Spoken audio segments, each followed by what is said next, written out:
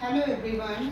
आज मैं अपने चैनल में अपने वीडियो में आपको ह्यूमन रिसोर्स के बारे में कुछ जानकारी दूंगी। ह्यूमन रिसोर्स जो है वो क्लास 8 का एक चैप्टर है ज्योग्राफी का, तो उसका थोड़ा सा मैं ब्रीफ एक्सप्लेनेशन दे रही हूँ। Human resource what is human resource. हम ह्यूमन रिसोर्स से क्या समझते हैं? रिसोर्सेज मतलब तो बहुत सारे रिसोर्सेज होते हैं, like mineral resource, natural resource, fossil fuels resource and all. But human resource क्या होता है भाई? अब ह्यूमन भी रिसोर्स है क्या? Yes, it is definitely correct that human being is also resource, है ना। ह्यूमन बीइंग भी रिसोर्स है हमारे कंट्री के लिए। लेकिन कौन सा ह्यूमन बीइंग रिसोर्स है? जो स्किल्ड हैं, जो जिनके पास नॉलेज है, जो कैपेबल हैं कुछ करने के लिए, कुछ अपने कंट्री को कुछ योगदान देने के कैपेबल होते हैं। जो पीपल जो लिटरेट होते हैं, जो कंट्रीब्यूटेड होते हैं, जो जिनके पास स्किल्स होता है, जिनके पास नॉलेज होता है, जो हेल्दी होते हैं, है ना। तो वो पीपल जो है, अब हम जैसे अब कोई बच्चा है, बच्चे को हम क्या करते हैं? बच्चा को हम अच्छी एजुकेशन देंगे, उसके पास डिफरेंट टाइप का स्किल होगा, अपने जिस डिपार्टमेंट में वो जाएगा उसमें वो राइज अप करेगा, वो कुछ भी करेगा।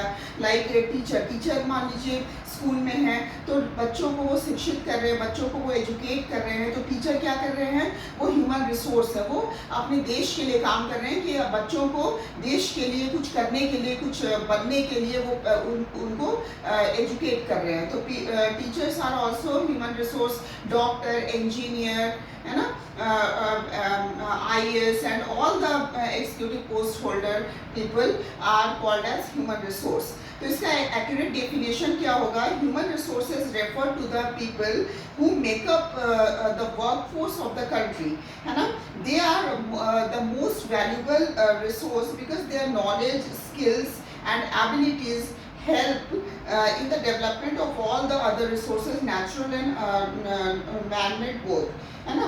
तो जो क्या इसका कहने का मतलब है, जो उनका स्किल होता है।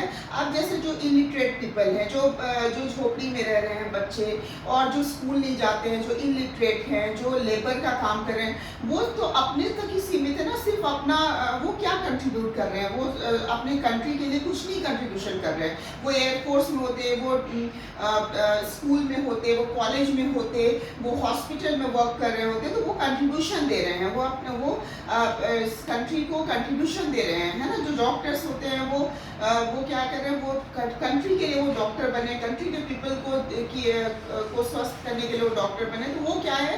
कंट्री के लिए कंट्रीब्यूट कर रहे हैं अपने आप को, है ना। तो they are called as engineer है, वो कंट्री के लिए ब्रिजेस बना रहा है, वो कंट्री के लिए अपार्टमेंट्स और बड़े बड़े बिल्डिंग्स बना रहा है ना।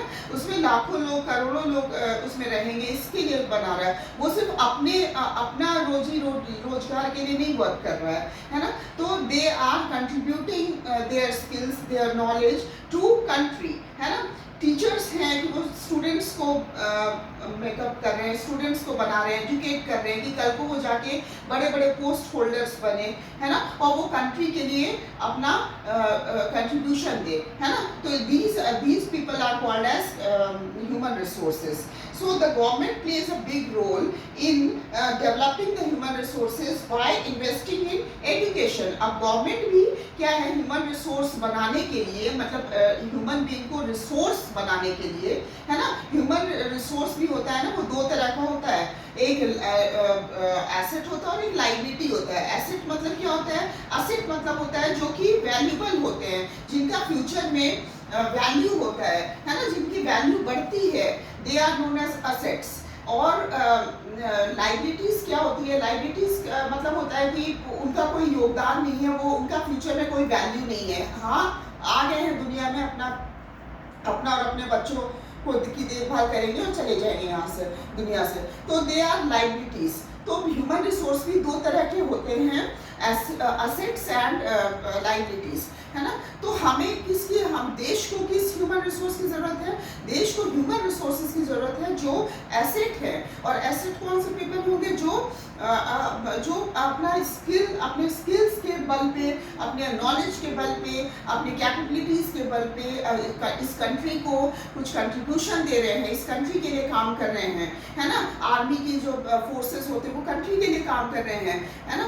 जो डॉक्टर्स होते हैं, इंजीनियर्स होते हैं, सब लोग कंट्री के लिए कंट्रीब्यूट कर रहे हैं अपना सर्विस, तो they are called as human resource. तो हमारी जो गवर्नमेंट है वो भी उनको बनाने के लिए जो है योगदान देती है, कंट्रीब्यूट करती है in the form of education. Different colleges बनाते हैं, बड़े बड़े medical colleges, engineering colleges, law colleges and all, है ना।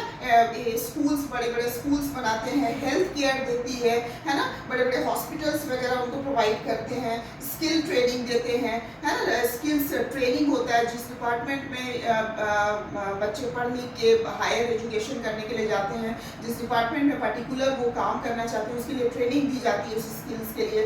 तो ये सब कौन देता है? हमारा गवर्नमेंट देता है। हमारी गवर्नमेंट भी योगदान दे रही है ह्यूमन बींग को अपने लिए रिसोर्स बनाने के लिए, कंट्री के लिए रिसोर्स बनाने के लिए। तो human being is also called as resource, है ना। A large population is not always a strength.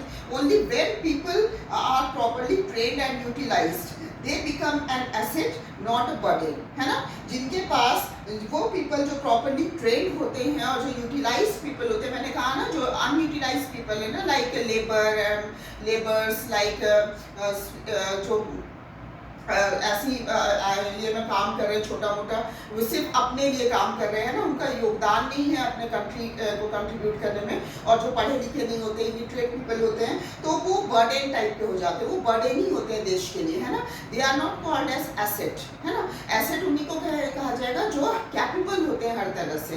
तो दीज आर, हमें शॉर्टली ये समझना है, समरीज का यही है, मोरल ऑफ द स्टोरी यही है कि we have to be educated, we have to be skilled people, and we have to be capable to do anything to do contribute ourselves for the country, है ना। That then we will called as human resource, है ना। तो आपको human resource बनने के लिए आपको इतना कैपेबल होना पड़ेगा कि अपनी कंट्री के लिए, अपने देश के लिए योगदान दे सके आप। सो आई होप आपको समझ में आ गया होगा ये समरी, जो ह्यूमन रिसोर्स एक्चुअली होता क्या है। ह्यूमन रिसोर्स मतलब ये नहीं, बहुत सारे लोगों का ये कहना होता है ह्यूमन रिसोर्स मतलब क्या, जो ह्यूमन बीइंग ने बनाया है, like hospitals, bridges, railways, schools, colleges, ये ह्यूमन बीइंग ने जो बनाया है, these are called as human resource. No, human being called as human resource itself, है ना। ह्यूमन बीइंग को ही अपने आप को ह्यूमन रिसोर्स कहलाता है ना। ह्यूमन बीइंग ही अपने आप को ह्यूमन रिसोर्स कहता है। उसके थ्रू बनाया हुआ कोई चीज़ नहीं ह्यूमन रिसोर्स कहलाता है ना। Human being is called as human resource by itself, है ना। तो यही आज था स्टोरी आपका जो क्लास है आज का, ये यही था, ह्यूमन रिसोर्स क्या होता है, हमारी गवर्नमेंट ह्यूमन रिसोर्स बनाने के लिए क्या क्या योगदान दे रही है, क्या क्या उनको सुविधाएं दे रही हैं, क्या क्या फैसिलिटीज़ दे रही हैं, ये हमारा आज का चैप्टर था। सो बस दैट्स इट फॉर टुडे। और मैं आपसे ये रिक्वेस्ट करूँगी कि जिनको आप लोगों को अगर मेरा चैनल पसंद आता है तो प्लीज़ इसे लाइक करें और सब्सक्राइब करें, है ना। So that's all for today, फिर कल मिलते हैं। Okay, bye.